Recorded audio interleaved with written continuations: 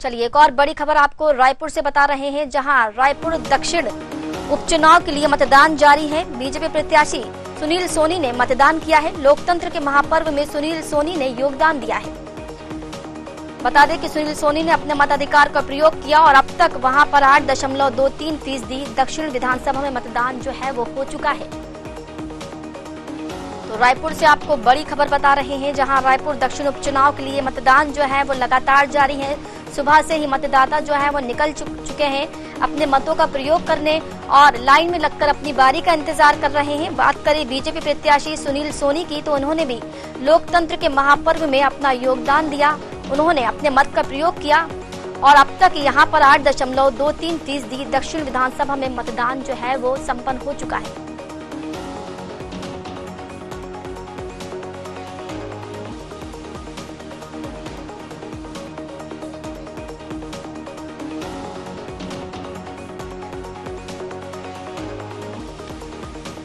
तो रायपुर से बड़ी खबर, जहां रायपुर दक्षिण उपचुनाव के लिए मतदान लगातार जारी है। बीजेपी प्रत्याशी सुनील सोनी ने अपने मत का प्रयोग किया। लोकतंत्र के महापर्व में सुनील सोनी ने अपने मत का प्रयोग करते हुए वोट दिया है।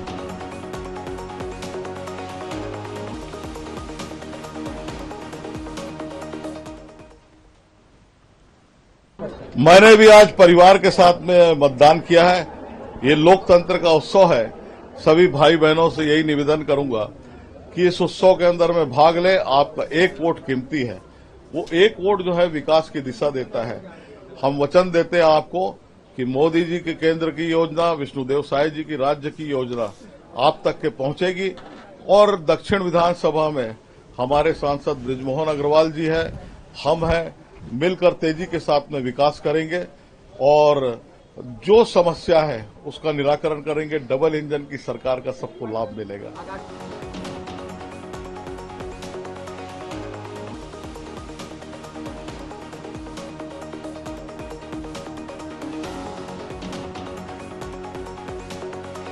चलिए ज्यादा जानकारी लेंगे। हमारे साथ संवाददाता जिज्ञासा चंद्रा जुड़ चुकी हैं। जिज्ञासा, सुनील सोनी ने भी अपने मत का प्रयोग किया और मतदान किया है, और यहाँ पर सबसे पहले तो ये बताइए कि यहाँ पर कितना फीसदी मतदान हो चुका है और यहाँ की स्थिति अभी क्या है? देखिए, अगर राजधानी रायपुर के दक्षिण उपचुनाव के मतदानों की प्रतिशत की बात करें तो अभी बहुत ही कम प्रतिशत मतदान हुआ है। केवल 10.19% यहाँ पर मतदान अभी 11:30 बजे तक हुआ है, तो जो काफी कम है। दक्षिण रायपुर उपचुनाव को लेकर केवल 10.13% ही मतदान हुआ है। दक्षिण रायपुर उपचुनाव में लेकर सुबह से ही लोगों की कमी देखी जा रही थी। कई जगहों पे तो अभी तक एक भी मतदाता मतदान करने नहीं पहुंचे। तो अभी उस लिहाजे से दक्षिण रायपुर उपचुनाव के मतदान के लिहाजे से जो है काफी कम वोटों की जो है प्रतिशत अब तक हो पाई। केवल 10.13% वोटिंग अभी तक हुई है। अगर हम प्रत्याशी की बात करें तो बीजेपी प्रत्याशी सुनील सोनी ने भी अपने मत का प्रयोग किया, मतदान किया। क्या कुछ अपील की उन्होंने अभी? देखिए, दक्षिण रायपुर उपचुनाव को लेकर जो भारतीय जनता पार्टी के जो प्रत्याशी हैं सांसद सुनील सोनी, उन्होंने भी अपने मतदान का प्रयोग किया। और आपको बता दें कि सांसद सुनील सोनी ने ये अपील की है कि लोग ज्यादा से ज्यादा घरों से निकलकर मतदान करें और भारतीय जनता पार्टी की सरकार बनाए। अगर भारतीय जनता पार्टी की सरकार बनेगी तो वो जो भी वादे हैं, जो भी घोषणा पत्र में जो भी वादे किए थे और जनता की मूलभूत जितनी भी समस्या है वो सभी का जो है समाधान करेंगे। चंद्रा, माफ कीजिएगा जिज्ञासा, सुबह आपसे जब बात हुई थी तो जहां पर आप मौजूद थे वहां इतनी भीड़ नहीं थी, इतना लोग दिख नहीं रहे थे, मतदाता जो है मतदान केंद्र पर इतने पहुंचे नहीं थे। अब वहां की स्थिति क्या है? लोग कितनी ज्यादा तादाद में वहां अपने मत का प्रयोग कर रहे हैं?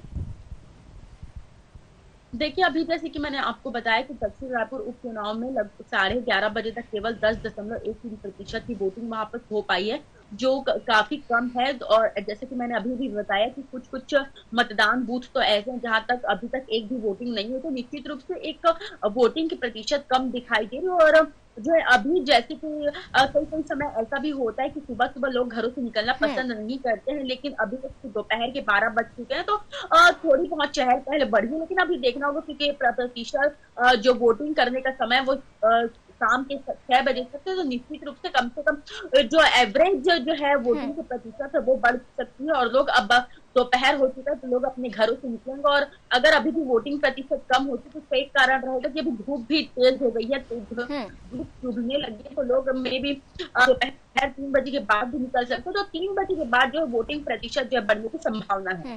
जिज्ञासा, अगर हम वोटर्स की बात करें तो यहाँ पर कौन से वोटर्स ज्यादा दिखाई दे रहे हैं? युवा वोटर्स, महिला वोटर्स, पुरुष वोटर्स या बुजुर्ग वोटर्स? कौन से वोटर्स यहाँ पर ज्यादा दिखाई दे रहे हैं? तो देखिए, अगर मतदान केंद्रों में मतदाताओं की बात करें तो यहाँ पर पुरुष वोटर्स की संख्या जो है ज्यादा है, लेकिन जैसे कि मैंने सुबह ही बताया था कि दक्षिण रायपुर उपचुनाव में जो है महिला मतदाताओं की संख्या जो है पुरुषों से ज्यादा है, लेकिन वैसी स्थिति यहाँ पर दिखाई नहीं दे रही है। यहाँ पर अभी भी पुरुषों मतदाता ही ज्यादा दिखाई दे रहे, महिलाएं अभी भी घरों के अपने कामों में व्यस्त है, वो समय नहीं निकाल पा रही, इसलिए अभी महिला मतदाताओं की संख्या जो है कम नजर आ रही है। पुरुष वो जो वोटर्स है वो ज्यादा से ज्यादा अपनी भागीदारी दे रहे हैं। जिज्ञासा, अगर थर्ड जेंडर की बात करें तो क्या थर्ड जेंडर्स के लिए यहाँ पर कुछ खास विशेष इंतजाम किए गए हैं?